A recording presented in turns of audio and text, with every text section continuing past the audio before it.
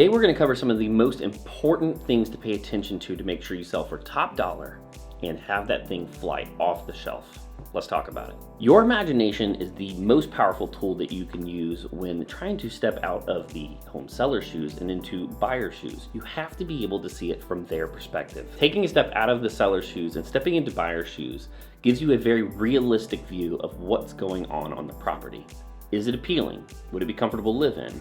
Would you be walking up and thinking, all this stuff has to be taken care of?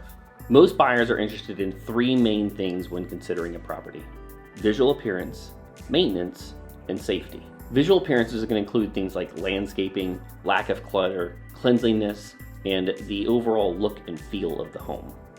This could include staging as well. Maintenance is everything that would indicate whether the home is well cared for or not. This is paint, caulking, and all the little small details that go into showing that the home is well maintained and cared for. Safety can be a variety of things. Are the deadbolts working? Are there good blinds up in the windows that show that you can have security?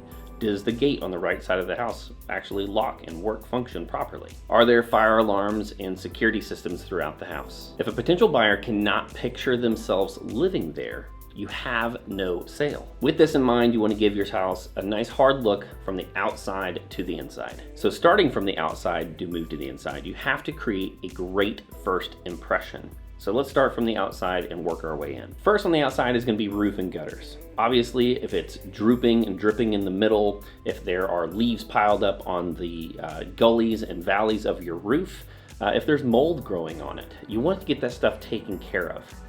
The roof and gutters is going to make up visually about 30% of what people see from the street. That part needs to look great. Next is going to be landscaping. Obviously, a well-manicured lawn with bushes that have been trimmed properly are going to make it look really great. If there are mud ruts, if the driveway is cracked and crumbling, all of this could indicate a house that's not very well cared for. A yard free of mud and weeds suggests that the sprinkler system works and that the house has been well maintained. Painting and siding is going to be the next largest piece of the home. Is there peeling paint? Is there any rotten wood or fascia board that's falling off? Any siding that's come loose? Bricks that have fallen off? Rust on the side of the lintels? All of these things should be addressed and looked at because, again, that first impression when people come up to the house makes a huge difference. You may want to consider repainting, a fresh coat of paint on all the trim on the exterior, and maybe even power wash, because we all know that there's that one side of the house that has that green algae that grows all over it. If you have any porches or covered patios, you want to get that cleared, free of clutter, and maybe even tastefully decorated for the appropriate season. All of these things should be addressed and looked at because, again, that first impression when people come up to the house makes a huge difference on whether someone will even consider walking inside. Lastly, your fence should be in good working order. All gates should open and close very easily. You want to make sure that there are no missing boards and make sure that there are no sections of the fence that are leaning over. You want to get those things nice and plumb and straight. I guess it was time to smash the like button. Why don't you do it too? All right, let's move from the outside to the inside. And first, let's start with the kitchen. Well, the kitchen needs to be cleared. We all know that we have all of these devices and tools and mixers and coffee things that are on the counters. That all needs to be cleared off. Unless it's aesthetically pleasing or all homogeneously one color, you need to clear off as much as possible. It needs to look like a magazine where it has those silly little clay pots that are on there, the red bread mixer, maybe the stainless steel coffee maker, and that's it. If you have any faucets that are not working or countertops that are cracked, that stuff needs to be replaced. Next is gonna be bathrooms. You wanna get rid of the old faucets, any mirrors that have that rust look on them, any lighting that potentially could be broken and needs to be replaced. It is very inexpensive to go through and put in new towel holders, any of the cabinetry and little minor things that we've done. But most important in the bathrooms is cleanliness. I can't tell you how many times I've walked through a home and seen grout that has dark, gritty nastiness on it, or caulking that's turned black. That stuff needs to be scraped and redone, and it's cheap and easy to do. And most importantly, you cannot have a bathroom that smells. That is a deal killer. You're going to want to put some emphasis on the master or primary bedroom. This is going to be the spot where whoever's buying the house is going to be envisioning themselves every evening, and so it needs to be clear. I know that you love each other and you have all these photos up of you and your kids and everything going on. You have decorations and you have jewelry and all the things that are out. All of that needs to be cleared out. It needs to be a blank slate, a canvas for someone else to envision their life there. When walking through your home, flooring and walls are the largest item in the room. And so if those are dirty or gross or grimy or broken, if you're going to put money into a project, these could potentially be one of the best ones to put money towards.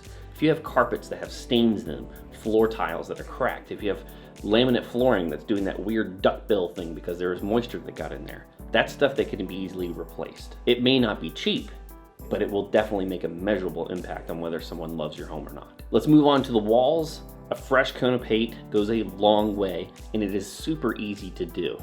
Now, Sean, have you ever heard of nose blindness? No. Well, this is the idea in psychology that if you get accustomed to a certain smell, someone else walks in and they smell a certain thing, whether that could be something you're cooking or maybe a pet smell. Well, the same thing can happen actually visually. Let's just say that you have young kids in the house and they're leaving grimy handprints all over the walls. At some point you get exhausted and it's hard to go through and clean that up every single day. Before you list, however, you want to go through and make sure everything is clean, everything has been a fresh coat of paint on it. It's going to make an enormous impact on how someone views your house. The last piece here is just going to be your personal touch. Everybody has their personal taste, some more eclectic than others. You want to create a blank slate, a canvas where someone can envision their life, not yours. It's easiest to do that when your house looks like the magazines. The next time you go grocery shopping, go down the aisle, pick a few of those home magazines up, and try to make it look somewhat similar to that. Hey, if you're even remotely interested in starting to look for that custom dream home here in coastal Virginia, or maybe it's time to start looking for that legacy waterfront home that you've worked so hard for, all the information should be to my right, or you can jump directly into our calendars in the link below in the description. So where do we start with all of this? Again, with our buyer shoes on, you want to look at the cosmetic things first, the things that are visually eye-catching outside of the house and inside of the house. If you're looking for that best return on investment, those cosmetic repairs are going to create an irrational buyer. Some of the costs of these projects may frighten you, but you definitely want to consider them. Yes, it may cost $2,000 to get something professionally painted, or maybe it costs $5,000 to go through and install new carpet or flooring in a certain area. But trust me, when it comes to negotiation, someone is going to always negotiate more in the middle of the home purchase than if it was just taken care of in the first place. And I like to use this analogy of the irrational versus the rational buyer. An irrational buyer walks in and thinks, I have to have this. How do I not lose this? And they start waiving inspections and doing appraisal guarantees and all the things that come along with not thinking clearly. A rational buyer comes through and starts nitpicking. This needs to be fixed. That needs to be changed. So you want to set the house up for success. You want to create an irrational buyer, not a rational one. Hey, I hope you found this video helpful. YouTube thinks that you'll like this one too.